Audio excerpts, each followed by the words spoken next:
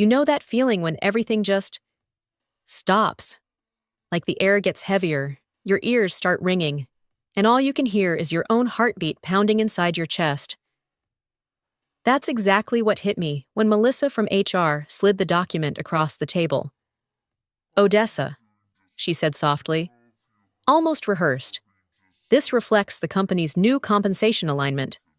I looked down, and there it was. A 61% pay cut, effective immediately. For a second, I honestly thought I was reading it wrong. I stared at the number, waiting for it to shift, to correct itself, to become something less insane. It didn't. I didn't cry. Not there. I smiled, a controlled, professional smile that didn't belong to how I felt inside. I'll need 24 hours to consider this, I said calmly. Like I wasn't being gutted right in front of them. Melissa nodded quickly, relieved I wasn't making a scene. Daniel Cross from corporate barely glanced up, like I was just another line item on a spreadsheet. Tomorrow, they said. I walked out, held it together, got into my car, and then I completely fell apart. 45 minutes in that parking garage, crying so hard I couldn't breathe. Because what do you do when a company you gave 9 years of your life to suddenly decides you're worth almost nothing? I'm Odessa Lane. I'm 36, a single mom to a 10-year-old boy named Ethan. And in a 15-minute meeting, everything I built started to collapse. Before we continue, consider subscribing, but only if you believe that no one deserves to be undervalued. Let me know where you're listening from and what the temperature is there. I'd really love to hear. This is a fictional story, inspired by real situations, with some AI-enhanced details to make it more vivid. I hope you'll have a truly emotional experience. Now, let me tell you what happened. I didn't start at the top. 9 years earlier, when I first walked into Apex Dynamics, it wasn't some polished corporate giant. It was a cramped warehouse office with flickering lights, mismatched desks, and a group of people who genuinely believed they were building something that mattered. There were maybe 20 of us back then. No titles that meant much. No rigid hierarchy. Just long days, late nights, and a shared sense that we were part of something bigger. I was hired as a junior client coordinator. Nothing impressive on paper, but I worked harder than anyone else in that room. I stayed late when others went home. I answered emails at midnight. I showed up on weekends without being asked. Not because anyone forced me to, but because I believed in it. I believed in the company. I believed in what we were building, and I was good at it. Within 3 years, I was managing our top accounts. The clients that generated most of our revenue knew me by name. I knew their systems, their priorities, even small personal details, birthdays, family updates, the kind of things you don't learn unless you truly care. These weren't just business relationships to me. They were trust I had earned, one conversation at a time. Things changed after my divorce. Ethan's father decided responsibility wasn't for him and left. Just like that. No long conversation, no real explanation. Suddenly, it was just me and a 10-year-old boy who depended on me for everything. That job stopped being just a career. It became survival, stability, security. By year 5, I was promoted to Director of Client Strategy. I had a team, a solid salary, and just enough breathing room to finally feel like we were okay. I could pay the mortgage. I could afford Ethan's asthma medication without calculating every dollar. For the first time in a long time, I felt like I had control, and I truly believed I had earned my place there. Everything changed the day Apex Dynamics was acquired. I still remember the all-hands meeting, everyone packed into the main floor, standing shoulder to shoulder, clapping at the right moments like we were supposed to. Our founder, Marcus Hale, stood at the front, smiling too tightly, talking about growth opportunities and a powerful new chapter. But he wouldn't look anyone directly in the eye. The acquiring company was Stratton Global, a massive corporation known for efficiency, restructuring, and cutting costs wherever they could. At the time, we were told it was a partnership, that their resources would help us scale faster, expand further, become something bigger than we ever could on our own. I wanted to believe that, for the first few months. Nothing felt too different. New logos on our email signatures, new reporting systems, more meetings than before. But I still had my team. I still had my clients. My salary hadn't changed. On the surface, everything looked stable. Then the emails started. Company-wide messages about optimization, alignment, and strategic restructuring. At first, it was the junior staff who disappeared. Then, middle management. Desks would be cleared overnight. No goodbyes, no explanations, just gone. Each time, I told myself the same thing. I'm safe. I was handling the accounts that generated most of the company's revenue. Clients who trusted me, who asked for me specifically. Losing me wouldn't make sense. That's what I kept repeating in my head. Even as my team shrank from 8 people down to 3, the workload didn't decrease, it doubled. 70-hour weeks became normal. Late-night calls, early morning emails, constant pressure to maintain performance with fewer resources. I started having panic attacks in the restroom between meetings, splashing cold water on my face and forcing myself to smile before walking back out. Ethan began to notice. He'd ask why I was always on my laptop, why I missed his school events, why I looked so tired all the time. And still, I told myself I couldn't be replaced. I had built too much. I knew too much. They needed me. That's what I believed. Right up until the moment HR scheduled that quick check-in on my calendar. I should have known something was wrong the second I walked into that room. Melissa from HR was already there, sitting too straight, hands folded neatly on the table. But it wasn't just her. Daniel Cross was there too, sent from Stratton Global Headquarters. He wasn't someone who showed up for casual conversations. He was the kind of person who appeared when decisions had already been made. Odessa, he said, not even attempting a smile. We've been reviewing the organizational structure. That word reviewing, it sounded harmless, neutral, but everything about the room felt heavy, like the outcome had been decided long before I stepped inside. Melissa slid the paper toward me. The number was already burned into my memory, but what came after hurt just as much. This reflects the evolving nature of your role. Daniel continued, we're centralizing key client functions at headquarters.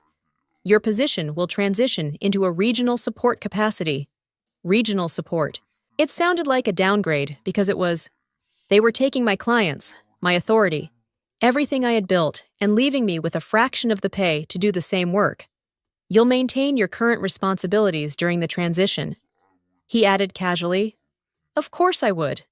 They still needed me, just not in a way that benefited me. I asked about the clients I managed, the upcoming implementations, the contracts that depended on relationships I had personally built. Daniel waved it off. Those accounts will be reassigned appropriately. Like they were just files in a system, not years of trust, late-night calls, and problem-solving under pressure. That's when it started to become clear. This wasn't just about cutting costs. It was a strategy. Push experienced employees into impossible positions. Cut their pay so drastically, they'd either quit or become desperate enough to stay. Strip them of influence while extracting whatever value remained. And then, eventually, replace them. I thought about the layoffs, the shrinking teams, the increasing workload. It all fit together too perfectly to be accidental. They weren't restructuring. They were dismantling everything we had built piece by piece, and I had just become the next piece they were ready to remove. Have you ever been in a situation like this, where everything you built was suddenly taken away from you? I'd really like to hear your story, because I know I'm not the only one who has felt this kind of silence and pressure at the same time. And if you think Daniel Cross was right to force a 61% pay cut while keeping all the responsibilities, then feel free to comment the right decision. But if you believe that decision was unfair, cold, and completely wrong, then write toxic landlady. Sometimes, the way people treat you in your lowest moment says everything about who they truly are. I don't remember how I made it back to my desk that day. I don't remember answering emails or finishing the reports I had open. Everything felt distant, like I was moving through someone else's life. The only thing I remember clearly was sitting in my car again, staring at the steering wheel, trying to figure out how I was going to tell Ethan that things might change, that we might not be okay. That's when my phone rang. I almost ignored it. Unknown number. Bad timing. I didn't have the energy to pretend I was fine for anyone, but something made me answer. Odessa, a familiar voice said. It took me a second. Claire, I asked. Confused. Claire Bennett, my former colleague from Apex. She had left about 6 months earlier, one of the first people to walk away after the acquisition. Back then, I thought she was making a mistake. Now, I wasn't so sure. I've been trying to reach you all week, she said. Have you checked your LinkedIn messages? I hadn't. I'd been too busy holding everything together, pretending nothing was falling apart. I'm at Nexacore Solutions now, she continued. You know they're Stratton Global's biggest competitor. Right, I did. They've been asking about you, a lot, my boss especially. He knows the accounts you handle. Odessa, he knows what you're worth. I stayed quiet, my heart starting to beat a little faster. Would you be open to talking? She asked. I looked up at the Apex building through my windshield. The new logo felt foreign now, cold, like it didn't belong to me anymore. I thought about the meeting, the number on that paper, the way Daniel didn't even see me as a person. Actually, I said slowly, I think tonight would be perfect. I barely slept that night. My mind kept racing, replaying everything Melissa's careful tone, Daniel's cold indifference, that number on the paper, 61%. It echoed in my head like a warning I couldn't turn off. But underneath all of that, something else started to take shape, a possibility. At 7:30 the next morning, I walked into a quiet cafe across town. Early commuters, laptops, the soft hum of coffee machines. Claire was already there, sitting with a man I immediately recognized from industry conferences, Ethan Cole, CEO of Nexacore Solutions. He stood as I approached, confident but not intimidating, extending his hand like he actually meant it. Odessa Lane. He said, I've heard a lot about you. I gave a small smile. I hope most of it was good. He laughed lightly. From what I understand, you're the reason we've lost several key accounts over the past few years. That caught my attention. Claire gestured for me to sit. And within minutes, the conversation shifted from small talk to something much more real. I told them everything. The acquisition, the layoffs, the impossible workload, the pay cut. Ethan didn't interrupt once. He just listened, focused, like every word actually mattered. When I finished, he leaned forward slightly. We've been trying to recruit you for a while, he said, but loyalty kept you where you were. I didn't deny it. He slid a folder across the table. Inside was an offer, Director of Strategic Partnerships, a base salary higher than what I had been making before the cut. Performance bonuses, full health coverage including better support for Ethan's asthma treatments. Stock options. I stared at the numbers, my chest tightening again, but this time, for a completely different reason. Why me? I asked quietly. Ethan didn't hesitate. Because you're not just good at your job, he said. You're the reason clients stay. I didn't answer right away, because for the first time in a long time, someone wasn't questioning my value. They were stating it like it was obvious. I closed the folder slowly, trying to steady my thoughts. This is more than I expected, I admitted. Ethan gave a small nod. It's fair, that's all. There was a brief silence before Claire spoke again, her tone more careful this time. There's something else you should know. I looked at her, sensing the shift immediately. Ethan leaned back slightly, folding his hands. We've been tracking Stratton Global's post-acquisition patterns for years, he said. What you're experiencing isn't new. A cold feeling settled in my chest. What do you mean? I asked. They centralize operations, cut costs aggressively, and then relocate core functions overseas. He continued, usually within 6 to 9 months. My stomach dropped. That's not speculation, Claire added quietly. It's their playbook.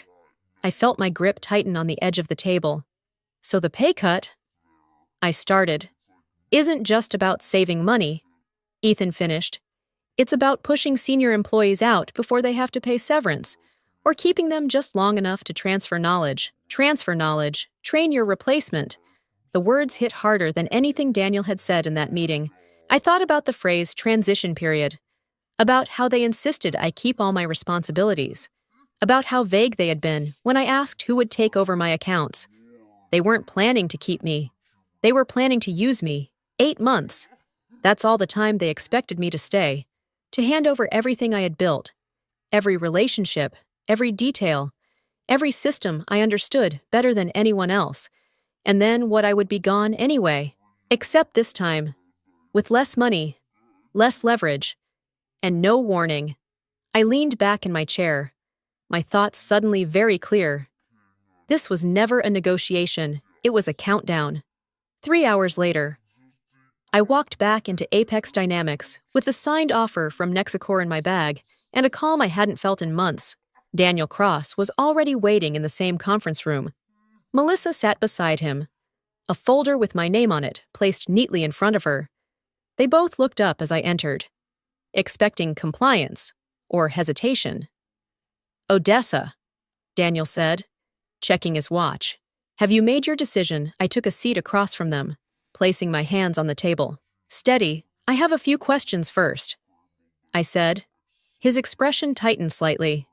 We really need a yes or no today. I understand, I replied, but I'd like to know who will be handling the Westbridge rollout next month and the renewal with Calder Systems. Daniel waved his hand dismissively. Those responsibilities will be reassigned. To who I asked calmly, because both clients specifically requested that I stay involved. They're company relationships, he said sharply, not personal ones. That told me everything. I leaned forward slightly. Is it true you're planning to move client operations overseas within the next 8 months? The room went still. Melissa froze. Daniel's jaw tightened. Where did you hear that? He asked. I didn't answer. I didn't need to. So that's a yes, I said quietly. Were you planning to tell me before or after I accepted a 61% pay cut to train my replacement? This meeting is about your compensation, he snapped. I took a breath. I quit. The words landed harder than I expected. Daniel blinked. Excuse me, I quit. Effective immediately. His posture changed instantly. That's not how this works. Directors are required to give 2 weeks' notice. Check my contract, I said. The original Apex agreement. It states that if compensation is reduced by more than 15%, transition obligations are waived. Silence. I stood up. You're making a mistake, Daniel said coldly. I paused at the door, then turned back. I've accepted a position with Nexicor Solutions, I said, and I'll be starting on Monday. For the first time, he had nothing to say. I walked out of that building with a single box in my hands and 9 years of my life behind me. Security escorted me like I was some kind of risk, like I hadn't spent nearly a decade protecting that company, building it, carrying it through crises no one else wanted to handle. I didn't argue. I didn't look back. Once I got into my car, I didn't cry this time. I made calls. The first was to Ethan Cole. I'm in, I said. I start Monday. The second was to Marcus Hale, the founder of Apex. He sounded surprised to hear from me. But when I explained what had happened, the pay cut, the threats, his tone changed. That's not how we built things, he said quietly. I'll make some calls. The third call was the one that mattered most. Sophie Lynn, CTO of Westbridge, our largest client. She answered immediately. Odessa, I was just about to call you. We need to move the rollout timeline forward. I'm not with Apex anymore, I said gently. Silence. What she asked. I left today. Another pause. Longer this time. Where are you going, Nexicor? I could almost hear the shift in her thinking. Is this because of Stratton? She asked. Yes. They didn't tell us anything about changes, she said, her voice tightening. Who's handling our account now? I don't know, I admitted. There was a sharp exhale on the other end. Unbelievable. I didn't ask her to follow me. I didn't suggest anything. I simply gave her my new contact information when she asked. That was it. By the time I picked Ethan up from school, my phone was full of messages, clients, colleagues, questions. And that night, my phone rang again. Unknown number. I answered. Odessa Lane. A deep voice said, "Yes, this is Richard Stratton, the CEO of Stratton Global." My pulse slowed. Not from fear, but from clarity. "I've been informed there may be a situation," he continued. "Several key clients have expressed concern about your departure." I said nothing. "What would it take to bring you back?" he asked. I almost laughed. Not because it was funny, but because now they finally saw what I was worth. I didn't go back. Not for the money. Not for the title. Not even for the clients. Because for the first time, I understood something I had ignored for years. If a company can reduce your worth overnight, then your value was never truly recognized to begin with. I started at Nexicor Solutions 3 days later.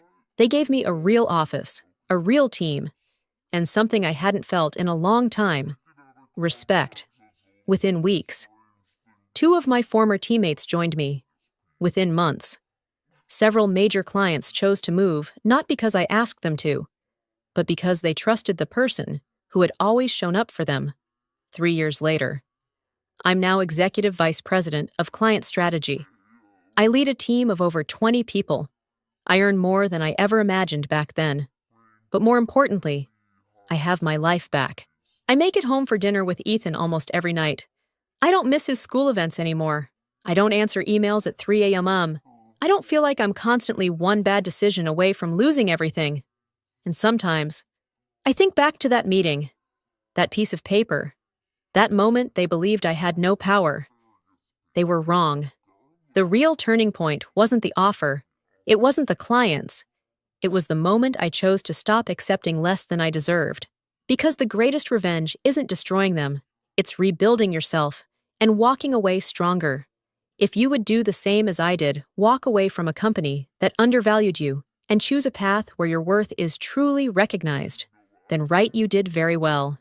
If you would choose to stay, accept the 61% pay cut, and continue working under those conditions, then right, stay.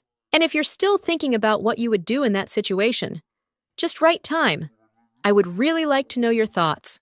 I used to believe that loyalty meant staying, no matter how I was treated. But this experience taught me something far more important. My value is not defined by how a company chooses to measure me. When they cut my salary, they didn't just reduce a number. They revealed how little they truly respected everything I had given. Walking away wasn't easy, but it was necessary. And sometimes, choosing yourself is the most powerful decision you can make.